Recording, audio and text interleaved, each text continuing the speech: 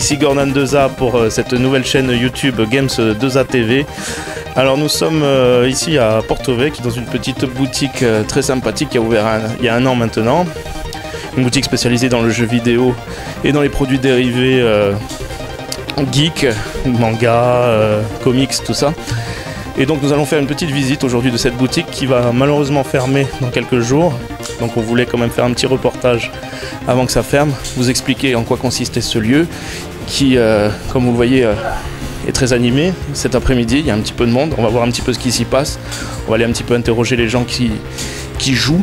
Hein, on va voir un petit peu s'ils veulent bien nous parler. Bon, nous sommes avec Vladgame PR, c'est bien ça, Vladgame? Non mais vas-y, laisse-moi tranquille, là, je suis en train de jouer. Dis-nous, tu es passionné de jeux vidéo? Oui. Qu'est-ce que tu as comme console chez toi? J'ai la PS3 en ce moment. D'accord. Et beaucoup de consoles. Ok, et tu es passionné aussi donc d'anciens jeux vidéo? Oui. Est-ce que... Bon, tu es au courant que ça va fermer? Oui, c'est dommage. Tu as souvent été client ici? Oui. J'ai acheté beaucoup de jeux de PS3. Et, tu passes souvent alors? Oui. Une fois par semaine, 2 fois? Plusieurs fois. Parce que tous les mercredis. Parce que tous les mercredis. Ah ben c'est bien. Donc le mercredi après-midi, tu venais essayer toutes ces consoles qui sont là. On va les regarder. Hop, hop, hop. Regardez, ah oui, c'est plein de consoles. Alors là, vous avez la Super NES, la NES. On a une Dreamcast également. Une petite Mega Drive 2. Oh, et là-bas, je vois, qu'est-ce que je vois? Je vois un petit Goldorak là-bas qui traîne. Alors cette chaîne ne va pas parler que de jeux vidéo. Hein. On va parler de manga, tout ça. On va essayer de participer un petit peu à la banalisation de tout ça. Ici en Corse, c'est pas toujours évident de trouver son compte, on va dire, quand on est fan d'animation japonaise, de jeux vidéo, tout ça. Alors là, vous me voyez avec un beau t-shirt Albator. L'autre jour, je passe dans la rue, on m'arrête pas trop loin de chez moi en me disant oh putain, trop mac le t-shirt Goldorak. Et c'est là que je me suis dit, il y a encore du boulot. Il y a du boulot. Donc voilà, c'est un petit peu pour ça aussi que cette chaîne existe. Donc là, de l'autre côté, nous avons une... Qu'est-ce que c'est que cette machine de guerre? Oh là là! Regardez-moi ça. Bonjour. Salut. Je vous dérange? Non. Bon, vous faites dos à la caméra là, hein, faites coucou, c'est derrière. Voilà. Alors ton pseudo? Lenny G. Et toi? Les joueurs fous. Ok. Donc là vous jouez à quoi là? Là on joue à Mortal Kombat. Sur... Tu te fous de moi là? Ça c'est Mortal Kombat? Non. C'est pas Mortal Kombat enfin, mais enfin voilà. C'est pour ça que je vous disais qu'il y a quand même du boulot. Là vous êtes sur Neo Geo les gars. Alors cette machine de guerre, c'est une machine qu'on a fabriquée donc avec le propriétaire des lieux qu'on va interviewer tout à l'heure s'il veut bien. Et donc il s'agit d'une borne d'arcade maison, faite maison, bio, avec du matériel de récupération. Donc un ordi de récupération, de la boiserie coupée avec ma scie sauteuse et à la hache. On a récupéré un vieux joystick qu'avait mon frère sur lequel on a branché donc voilà. Donc voilà, présentez-nous un petit peu en quoi consiste cette bande d'arcade, vous qui utilisez cette bande d'arcade. Présentez-nous un petit peu l'objet. En fait la bande d'arcade c'est plutôt c'est plutôt de l'attelage de bois, mais à l'intérieur c'est un PC avec une puissance de 1 Tera qui est branché dessus plusieurs manettes et qui a aussi à l'intérieur plusieurs consoles et également plusieurs jeux qui vont avec leur console. Si je comprends bien, c'est de l'émulation, hein, c'est ça? C'est ça. Donc voilà, il y a plusieurs émulateurs, qu'est-ce qu'on peut trouver dessus? Alors on peut trouver on peut trouver la GameCube, Nintendo 64, Sega, enfin plusieurs consoles Sega, Super NES, Nintendo NES et PlayStation 1 et 2. On peut aussi trouver... L'autre côté, tombe de l'autre côté. Là. Oh là, il est beau. Voilà. Et aussi on peut trouver plusieurs consoles comme des consoles japonaises que je me rappelle plus d'ailleurs le nom. Oui, donc là vous voyez l'astuce. L'astuce sur cette machine, c'est qu'il y a énormément de consoles disponibles et les manettes. Parce qu'on n'a pas fait que émuler les jeux, on a aussi mis les manettes ou des imitations de manettes originales pour chaque émulateur. Là tu m'as mis le câble autour du truc. Vas-y. Donc voilà, la manette Mega Drive, la GameCube et compagnie. Et maintenant Vlad a pris la place de Lenny. On va se faire un petit jeu. Alors, à quoi vous allez jouer? Bon, on sait pas encore. On a choisi un jeu au hasard. Voilà, donc là, ça c'était l'avantage de cette machine. On me voit là, ouais. L'avantage de cette machine, voilà, c'était que justement, on pouvait essayer un petit peu tout ce qui a existé en termes de consoles de jeux vidéo depuis l'Atari. Hein, je pense même, il y avait même l'Atari.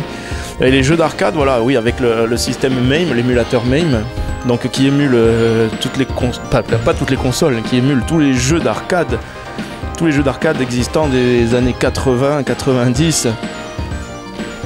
Alors il y en a une chier, hein, il y en a vraiment une très très grosse quantité, ce qui fait que même si vous savez pas avant d'arriver à quoi vous voulez jouer, vous trouvez toujours votre compte. Voilà. Alors des fois les noms sont pas très évocateurs, on passe des fois à côté de jeux qui sont sûrement extraordinaires. Et bon voilà, les jeunes viennent ici se faire un petit peu leur culture aussi du jeu vidéo, justement découvrir des consoles qu'ils n'ont peut-être pas connues, qui n'ont sûrement pas connues d'ailleurs. Vu que vous, vos premières consoles, c'était quoi, votre première console? Moi, là, c'était la PS1 que ma mère avait achetée pour moi. Et mon frère avait eu la PS2 sur le continent. Et franchement, à cette époque-là, le gameplay était superbe. Aussi, les jeux, c'était bien. Il y avait des superbes aventures. Franchement, je préfère les anciens jeux que ceux-là de maintenant. Ça va, c'est bien. On est toujours attaché hein, aux jeux qu'on a découverts dans notre enfance, évidemment. Toi, Lenny, c'était quoi tes premières consoles? Déjà la première console auquel j'ai joué, c'était la Nintendo 64 par mon oncle qui l'avait gardée dans des cartons. Quand j'étais petit, j'allais le voir et une fois il l'avait sorti et j'ai resté scotché pendant des heures. Quand il la sortait, j'ai resté scotché pendant des heures. Il y avait des jeux Mario. Je me rappelle qu'il y avait surtout Mario Party. Il y en avait, il y avait pas et le Mario sur Nintendo 64, quand même, c'est culte. Ça reste culte, hein, c'est vrai. Ouais. Bon, et Vlad, tout à l'heure, nous a déjà parlé de ses consoles. Mais allez, ta préférée, c'est laquelle? Ma préférée, c'était la PS1 que j'avais reçue par mon oncle. D'accord, et avec quel jeu?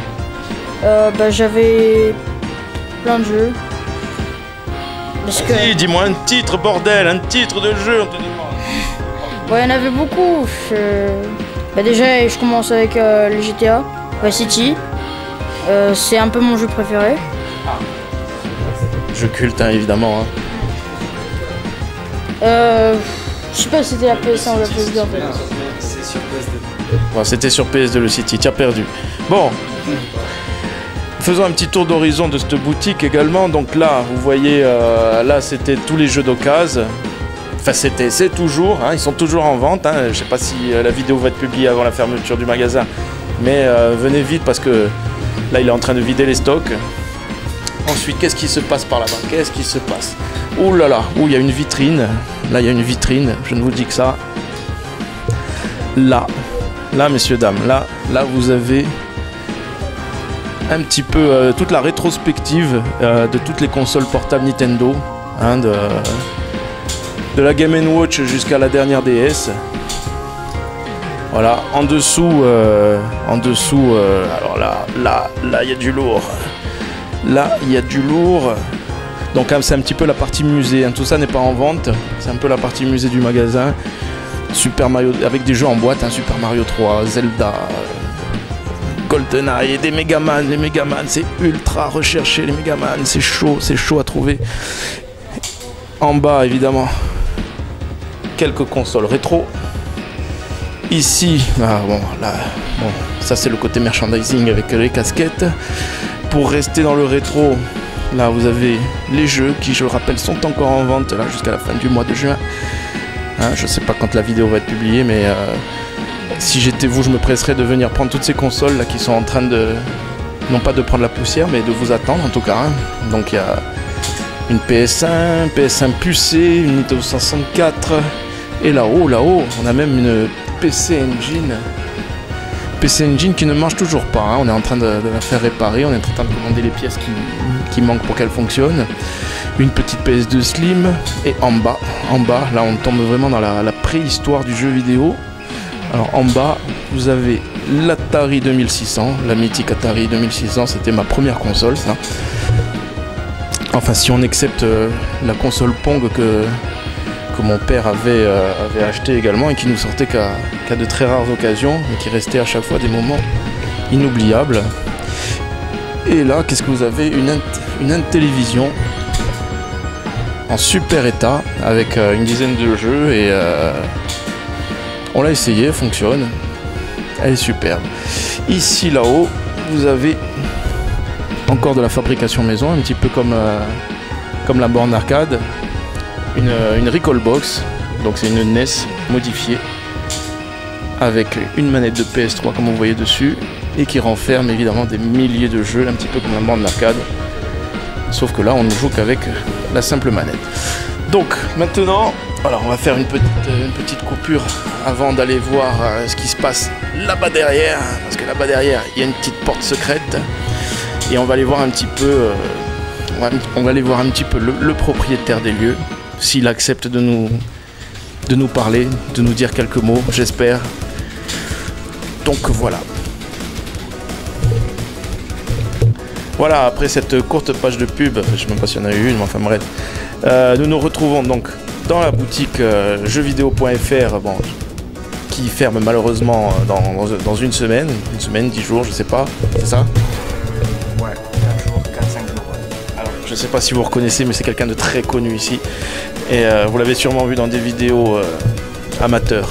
Alors, Marco, présente-nous cette boutique. Pourquoi tu as ouvert cette boutique? Alors, je l'ai ouvert d'abord par passion, pour rien vous cacher. Au départ, c'était une boutique de maintenance informatique. Et par demande et par communauté qui demandait du jeu vidéo sur PC, et moi fan de jeux vidéo aussi, je me suis un peu dirigé vers le jeu vidéo. En sachant qu'au départ c'était un pari risqué. C'était un pari risqué vu l'emplacement, vu le nombre de personnes qu'il y a ici, et ça m'a permis plus ou moins de prendre un peu la température du nombre de gamers qu'il pouvait avoir sur Porto-Vecchio. Ouais, donc je rappelle qu'en fait la boutique se trouve au centre-ville de Porto-Vecchio, mais dans un endroit un petit peu paumé. Avant ici c'était les locaux de la police municipale, figurez-vous. Hein, et il y a encore des gens d'ailleurs qui viennent pour réclamer annuler les PV, mais bon, Marco ne peut pas non plus tout faire. Hein, bon, il est très calé en informatique, tout ça, et jeux vidéo. Mais donc malheureusement, alors ça a marché, il y a eu des moments où ça a marché, il y avait du monde, on avait même pu organiser un événement avec Marco, tout ça, qui avait rassemblé du monde et tout, et pourtant malheureusement, tu n'as pas fait un gros chiffre. C'est pas forcément un gros chiffre, parce que moi ce qui me sauvait derrière, et c'était mon but, c'était l'informatique. Mais c'est que je pense comme beaucoup de magasins de jeux vidéo et autres, c'est beaucoup de frais. C'est beaucoup de frais à tout niveau. Les éditeurs et les revendeurs, les grossistes je dirais, ne suivent pas sur les tarifs avec les concurrences des gros supermarchés. Et c'est très très très compliqué. Pour toi, c'était impossible d'avoir des prix compétitifs par rapport au supermarché? Non, impossible. Impossible, non, impossible. Et, donc tu misais sur autre chose, plutôt l'occasion? L'occasion, le rétro gaming, et comme je l'ai dit à la base, c'était vraiment pas pour en faire du tout mon business. C'était vraiment pour faire découvrir, que j'ai kiffé à faire pendant un an, un peu plus d'1 an, à faire découvrir aux jeunes ou redécouvrir aux anciens, juste l'histoire de voir la larme à l'œil sur les trentenaires. Et dire ah oui je me rappelle, et donner envie de rejouer à ces anciens trucs. Ça c'est tout, j'ai pris ce kiff là. Moi aussi, hein, je t'avoue que c'est dans ce lieu que j'ai pu retoucher de très très vieilles manettes Super Nintendo, tout ça. J'avais plus retouché depuis 20 ans carrément, parce que moi j'avais donné ma Super Nintendo à mes cousines qui l'ont jetée, hein, on les remerciera jamais assez. Et depuis, en plus, je m'amuse à faire un petit peu les vide-greniers pour essayer de retrouver tout ça. Bon, je me suis refait ma petite collection. Alors j'ai toutes les consoles quasiment que j'avais eues pendant mon enfance, tout ça. Et à chaque fois, je venais, quand je trouvais une vieille console un petit peu amochée, je venais la faire retaper ici. Donc tu fais aussi de la maintenance de console. Ben, en fait, ça a commencé... Bon, ouais, je touchais déjà un petit peu le bidouillage de consoles. Et en fait, ça a commencé comme ça, où c'est que les personnes venaient, redécouvraient les anciennes consoles, fouillaient un petit peu dans leur cave, me ramenaient leur ancienne console en disant « Putain, elle marche plus, etc. » Donc oui, du coup, j'enchaînais ça. Comme tu l'as dit, on n'est vraiment pas trop gâtés au niveau de vide-grenier, je dirais, ou autre. Donc du coup, on essayait de gérer comme ça, quoi, avec ce qu'on avait, de refaire ou de retaper des anciennes consoles à neuf pour pouvoir les revendre derrière à prix raisonnable, en essayant d'avoir des prix raisonnables, qui est très compliqué. Et on essaiera de faire occasionnellement avec Marco, s'il l'accepte, des petites vidéos spéciales réparation de consoles. On va vous expliquer un petit peu comment remettre à neuf des fois. Je sais pas, par exemple là il m'a fait une Game Gear, énorme, il m'a fait une Game Gear. Si un jour on retrouve une Game Gear, voilà, on vous expliquera comment la remettre à neuf, changer les condensateurs et la vitre et compagnie. Donc il retape aussi les Game Boy, tout ça. Mais maintenant que tu arrêtes l'activité, est-ce qu'on peut... Allez, j'ai pas envie de te faire de la pub, mais est-ce qu'on peut quand même encore te demander, est-ce qu'on peut encore te joindre quand tu auras fermé, baissé le rideau? Alors volontiers, parce qu'avant tout, je suis passionné, j'adore. En plus, tout ce qui touche un petit peu électronique et informatique, j'adore. Je pense qu'après ça, je vais plus bifurquer pour la question rétro gaming de l'association, parce que quoi qu'il en soit, ça m'a permis de trouver une communauté à ce niveau-là. Et ne pas les lâcher, quoi. Ne pas les lâcher à tout niveau. C'est vrai qu'il y a une petite communauté, donc on l'a vu le jour où on avait organisé au Centre culturel de Porto Vecchio une journée spéciale rétro gaming en mettant à disposition du public un petit peu toutes les vieilles consoles avec des vieilles télés, tout ça, ça avait super bien marché alors que c'était un jour où il y avait eu pas mal d'intempéries, tout ça. On s'était dit qu'il allait y avoir personne. Et puis il y a eu du monde. Et donc on a donc en projet éventuellement, enfin, pas éventuellement, on va le faire. On va monter une association, donc on donnera toutes les infos sur la chaîne si un jour on vous invitera à rejoindre l'association. Pardon ? Dans la description. Pardon ? La description de quoi ? Ah oui, c'est vrai, ouais, oui, parce que je suis pas youtubeur. Alors les youtubeurs, ils font toujours regardez en dessous dans la description, vous avez le lien vers mon pote. Alors, donc, on mettra les liens de vos chaînes YouTube. Si vous voulez bien, vu que vous avez participé. Hein ? Et de la mienne ? Oui, je vais mettre la mienne, mais ça avait été sur la mienne. T'es sur la mienne, là, de chaîne YouTube, là. Ah non, mais c'est pas grave. La date ? Je sais pas, on n'a pas fixé de date encore. Hein. Là, alors voilà, là on est, voilà, on sait même pas quand la vidéo va être publiée. Hein. Si elle est publiée, vous avez de la chance. Moi, je dirais, allez. 27 juin, 28 juin. Hein, bon, et n'hésitez pas évidemment. Hein. C'est mal au bras, tu veux pas... On va bouger là, je sens que ça va pas le faire. Non, c'est bon. Marco a l'habitude des caméras, on a tourné pas mal de films ensemble. Hein, à une époque, qu'est-ce que tu faisais exactement? Dis-nous tout. Qu'est-ce que je faisais? Fais-nous rêver. J'étais avec un fou. Un fou qui débutait dans les réalisations de films amateurs. Et j'avais participé à cette aventure de taré sur gros délire. Donc j'étais, oui... ouais, le taré, c'est moi en fait. J'étais Akirat. Voilà, début humaine, Akirat début humaine, force blanche. Et voilà, parce que c'est aussi ça la culture geek, c'est aussi... Hein, les films amateurs, à l'époque on faisait des films amateurs très inspirés justement manga et jeux vidéo. À l'époque où YouTube n'existait pas. Exactement, c'était très difficile de trouver nos vidéos, elles sont toujours très difficiles à trouver d'ailleurs. Ah, très bonne question pertinente de Lenny. Alors regardez en dessous, il n'y aura rien, hein, vous ne trouverez pas les liens pour les vidéos, il faudra chercher un petit peu, hein, vous mènerez une enquête, hein, un jour on fera peut-être une vidéo sur ce thème-là, on verra. Voilà, alors la prochaine vidéo, je pense qu'on la fera sur le thème du vide-grenier justement, parce que j'ai prévu moi d'ouvrir un stand sur le vide-grenier de Porto Vecchio, avec plein de trucs, plein d'accessoires de jeux vidéo, tout ça à vendre. Donc venez, je vais essayer de publier la vidéo avant le vide-grenier pour qu'il y ait un peu de monde. Ah merde, c'est ce week-end. Ouais. Oh putain, j'ai tellement bougé le cul. Alors, ouais, faudra venir et puis on fera une vidéo avec caméra embarquée, une caméra cachée. On va essayer d'aller fouiller un petit peu dans les stands sans que les gens sachent.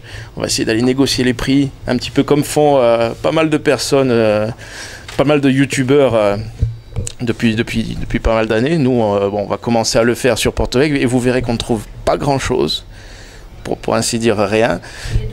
Ce qui est dommage, mais bon, des fois on tombe sur des petites perles par hasard, en espérant que ce week-end de vide-grenier, il y en ait. Attention, tu perds tes sous là.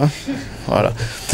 Bon, alors on finit sur quoi? Bah, Marco, l'aventure n'est pas finie. Non, l'aventure n'est pas finie. Pour moi, ça a été, je sais pas ce que tu en penses, mais pour moi, ça a été un tremplin et une envie de continuer, quoi. Même si j'aurais voulu continuer, c'est certain. Mais non, c'est pas fini.